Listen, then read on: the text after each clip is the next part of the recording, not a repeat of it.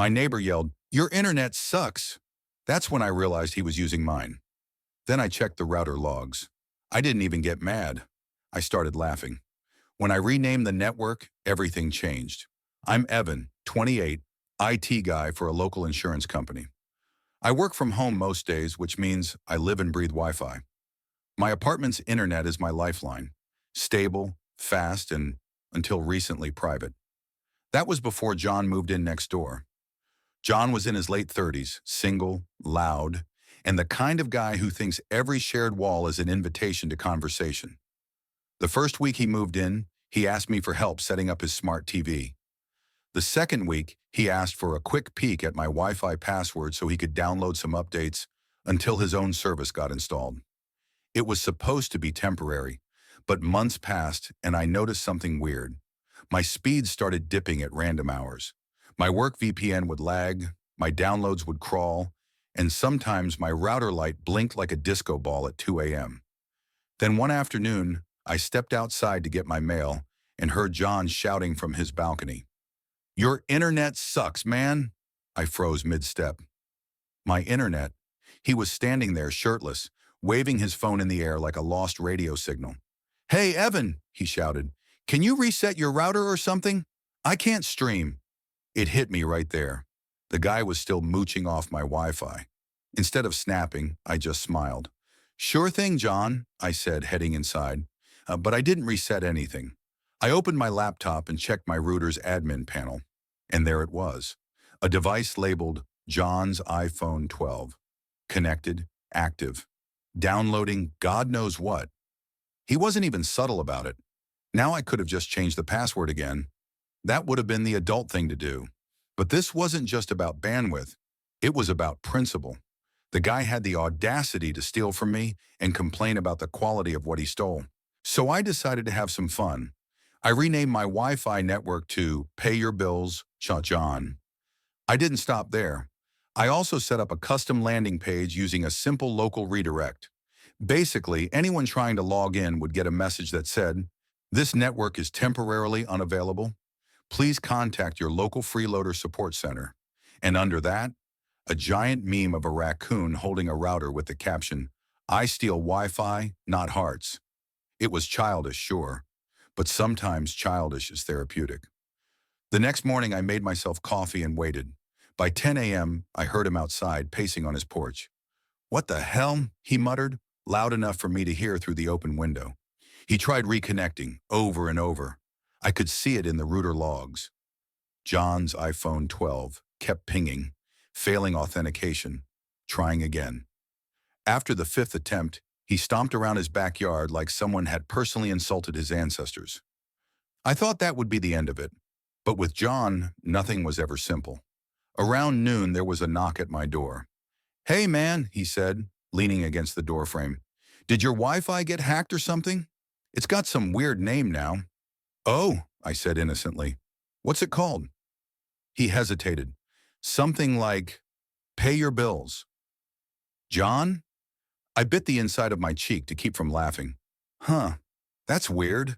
Probably some neighbor having fun." He squinted at me. "You sure you didn't do it?" I shrugged. "Why would I rename my own network like that?" He nodded slowly, pretending to think it over, then grinned. Yeah, probably some prankster. Anyway, you mind if I use your Wi-Fi again till mine's fixed?"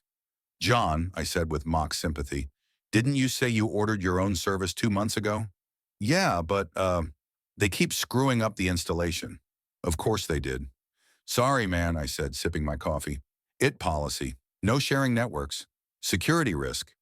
He looked offended, like I'd accused him of a crime. Then he muttered something about people being stingy and walked off. That was the first time I felt a flicker of satisfaction. Little did I know, it was about to get much better. Later that week, I kept watching the router logs like a sitcom. John kept trying to connect under different names. John's iPhone 13, guest network, even unknown device. He wasn't clever, just desperate. Each failed attempt made me grin wider. One night, he tried to get sneaky. I noticed an unfamiliar device called Amazon Echo. I didn't own any Amazon devices, but the MAC address looked oddly familiar, so I traced it. Yep, It was his. The guy was trying to connect through his smart speaker. That's when I realized he genuinely believed he could outsmart me, an IT guy using his Alexa. I renamed the network again, this time to Not For You, John. The next day, he stood in his driveway, yelling at his Echo like it was possessed. Alexa, connect to Wi-Fi. I'm sorry, John, I cannot find network Not For You, John. I almost choked on my sandwich. By now, I had screenshots, logs, and a growing sense of comedy gold. But I wanted to see how far he'd go, so I took it up a notch. I changed my landing page again, this time to a fake payment required screen. It looked official, with a blue logo and a button that said, "To restore your Wi-Fi, please pay $49.79 to continue." I even added a fake PayPal logo for flair.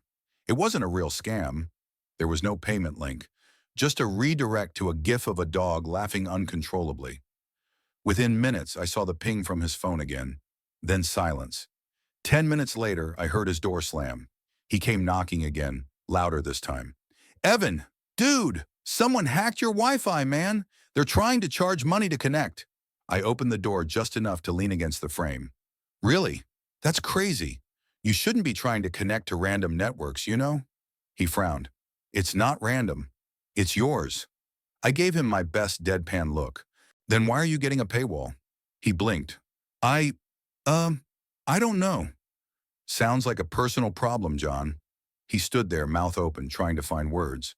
Finally, he muttered, "You white guys think you're so smart," and stormed off. I watched him pace outside again later that evening, talking on his phone, complaining loudly about hackers. The funniest part? I saw him holding a brand new router box 2 days later, unopened, sitting on his porch. He'd actually bought his own internet plan, but apparently had no idea how to set it up. A week passed. Life was peaceful again. My speeds were perfect. Work was smooth. Then one morning I got a letter from the HOA, the Homeowners Association.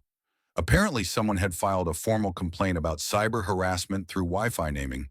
I laughed so hard I nearly spilled my coffee. He actually went to the HOA.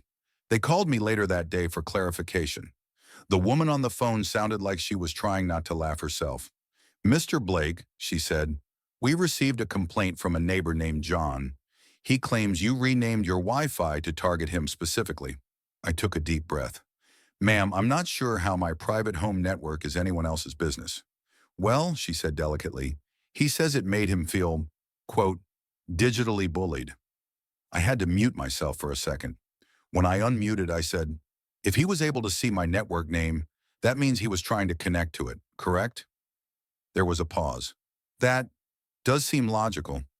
"Then maybe the issue isn't my Wi-Fi name," I said, "but why he's trying to access it." "Point taken," she said quickly. "We'll make a note of that." 2 days later, I saw John pacing in front of the HOA office, talking animatedly to someone. His face was red, his gestures dramatic, like he was presenting a case to a jury. A few hours after that, I got another call. "Mr. Blake," said the same HOA lady, "we've reviewed the complaint and, well, you're not in violation of anything. But, we did have quite a laugh in the meeting." I could hear someone chuckling in the background. Apparently, when John presented evidence, he'd printed screenshots of my network names. "Pay your bills, John," and "Not For You, John," and held them up like courtroom exhibits. He didn't realize they were making himself look guilty. The HOA asked him how he knew those names if it wasn't his network. He stammered something about just scanning signals nearby. Long story short, he left that meeting looking like an idiot. A week later, a notice went out to all residents reminding everyone that accessing another resident's private internet network without permission may result in fines. Guess whose name was listed on the example form? Yep, John. After that, things got quiet between us. He stopped making small talk. No more porch yelling, no more, "Can you reset your router?" Instead, he gave me these short, awkward nods whenever we crossed paths. I figured that was the end of it. Lesson learned, peace restored. But then something unexpected happened. One evening, about a month later, there was a knock at my door again. It was John, only this time he looked sheepish. "Hey man," he said, rubbing the back of his neck. "Listen, I wanted to apologize. I shouldn't have used your Wi-Fi. I didn't think it was a big deal. I raised an eyebrow. And the HOA thing? He sighed. Yeah, that was stupid. I was just embarrassed. Everyone's been making fun of me since that meeting. Yeah, I said. Word gets around fast when your Wi-Fi crimes go public. He laughed weakly. I deserve that. Then he pulled out a six-pack of beer. Peace offering? I considered it. He looked genuinely sorry. So I shrugged. Sure, but only if you promise to pay for your own damn internet from now on. Deal. We sat on the porch that evening, drinking and laughing about the absurdity of it all. For the first time, I saw him as more than just an annoying neighbor. He was just a clueless guy who'd made a dumb mistake. Still, I couldn't resist one final touch. A week later, I renamed my Wi-Fi again, this time to something harmless. John's new friend. When he saw it, he groaned but laughed. You'll never let me live this down, huh? Not a chance. Over time, we actually got along. He'd stop by for advice on tech stuff, and I helped him set up his new router properly, with his own password this time.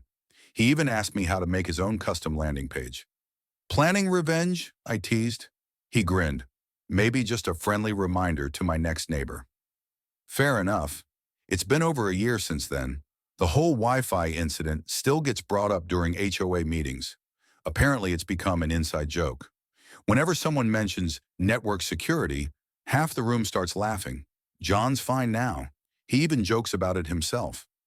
Every Christmas, he gives me a small gift labeled for IT support services. And every time I see that box, I remember the day he yelled from his balcony, "Your internet sucks." Because that was the day I learned two things. One, never underestimate how far entitlement can go. And two, sometimes the best revenge doesn't need shouting, just good Wi-Fi and a sense of humor.